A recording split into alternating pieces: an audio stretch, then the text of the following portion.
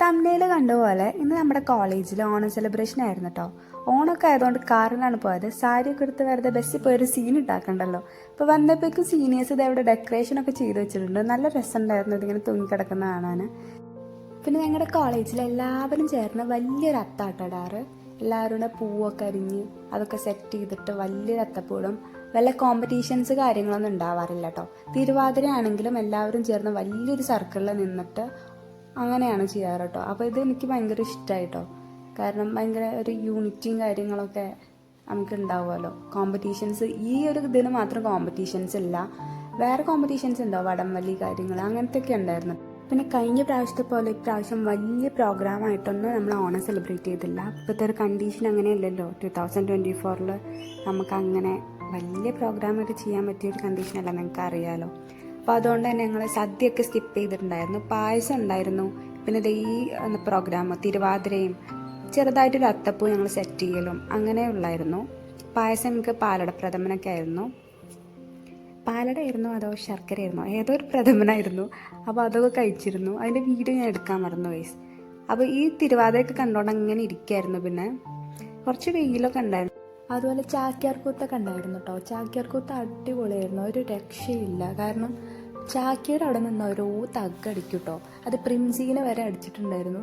അപ്പോൾ ഞങ്ങൾ ഭയങ്കര ക്യൂരിയസ് ആയിരുന്നു, ഇനി ആരായിരിക്കും അടുത്തടുത്ത് കാണാൻ ഭയങ്കര ഇൻട്രസ്റ്റോടെ ആയിരുന്നു നിന്ന്. അത് ഭയങ്കര എൻജോയ് ചെയ്തിട്ടോ. എനിക്ക് ഭയങ്കര ഇഷ്ടമായി. ഞാൻ ആദ്യമായിട്ടാണ് നേരിട്ട് ഇത് നമ്മൾ മലയാളം ബുക്കിലൊക്കെ പഠിച്ച സംഭവങ്ങളാണ്. ഇത് നേരിട്ട് ഈ ഓരോ കലാരൂപങ്ങൾ കാണുമ്പോഴാണ് മനസ്സിലാവുന്നത്, ഓ ഇത് ഇങ്ങനെയൊക്കെയാണല്ലോ എന്ന്. അപ്പോൾ ഇത് എനിക്ക് ഭയങ്കര ഇഷ്ടപ്പെട്ടു. ഈ മുല്ലപ്പൂവിന്റെ മുകളിലൊരു റോസാപ്പൂ കൂടി വെച്ചിരിക്കണം. അപ്പൊ അത് ഹൈലൈറ്റ് ചെയ്യാനാണോ? ആണോ? എടുക്കണില്ലേ? ഇപ്പൊ വൈറലാവുന്ന കൂടുതലാണേ. പൊതുവെ സിനിമാ മേഖലയിലൊന്നും ഇല്ലാത്ത കാരണം പെട്ടെന്ന് വൈറലാവാൻ പറ്റുന്നില്ല. നോവിനാ കുലിശിത പ്രവർത്തനങ്ങളൊന്നും ഇല്ലേ. കൊണ്ട സമയമാണ് കാരാഗ്രഹവാസവും കാര്യങ്ങളൊക്കെ ആയിട്ട് അങ്ങനെ മൂപ്പര് തിരക്കില്ല. പക്ഷെ മൂപ്പര് പണ്ട് കുട്ടിരുന്നു ഒരോട്ടമുള്ളല്ലേ കലാലയത്തിലെ ഈ കണ്ടുണ്ടാവും. സൈക്കിളൊക്കെ ചവിട്ടി ചാടി കയറിട്ട് അങ്ങനെ ചവിട്ടി പോയി രക്ഷപ്പെട്ടു പാവം അല്ലേ. എന്തായാലും ഈ ഒരു കലാലയത്തിൽ നിന്ന് നമുക്ക് അത്തരം പ്രശ്നമൊന്നും ഉണ്ടാവില്ല എന്ന് ഇരിക്കണം. ശരിയാണോ? ആ അപ്പൊ എന്തായാലും അതിന്റെ ഇടയിൽ ചാക്കിയാൽ ഇതൊക്കെ സംസാരിച്ചാൽ നമുക്ക് സന്തോഷമാവോ? ആവോ? എന്താ കഥ. ഈ കണ്ട ജനങ്ങളൊക്കെ ഇരിക്കണമെങ്കിൽ ഈ കേരളത്തിൽ ആരാ അവിടെ കസാലിരിക്കണം. ഇനി ഒക്കെ നിൽക്കണോ കൊണ്ടോ ചുറ്റുള്ളവരൊക്കെ നിൽക്കണ കേരളത്തിൽ ആരാ? സത്യഭാമനുണ്ടോ?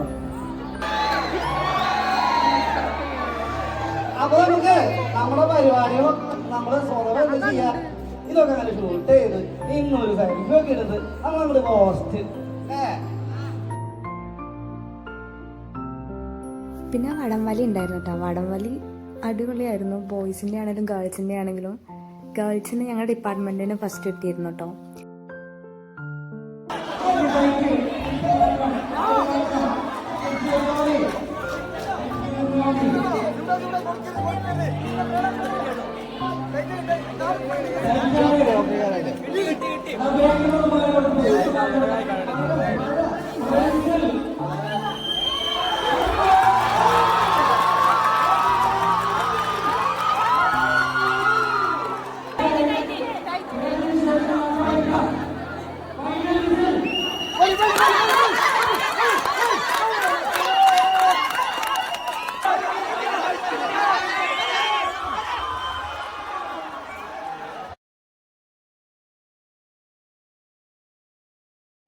അങ്ങനെ നമ്മുടെ പരിപാടികൾ കഴിഞ്ഞപ്പോഴേക്കും ഞാൻ വീട്ടിൽ പോവാട്ടോ. കാരണം എനിക്ക് കോൾഡും ഫീവറൊക്കെ ആയതുകൊണ്ട് ഭയങ്കര ഫോട്ടോസും കാര്യങ്ങളൊക്കെ കുഴപ്പമില്ലാതെ കുറച്ചൊക്കെ എടുത്തു.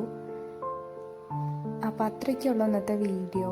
അപ്പോൾ എല്ലാവർക്കും ഇഷ്ടപ്പെട്ടാൽ ലൈക്ക് ചെയ്യാം. അപ്പോൾ ഇന്നത്തെ പരിപാടി ഇത്രയൊക്കെയുള്ളൂ. വേറെ വീഡിയോ ആയിട്ട് വരാം. Children by.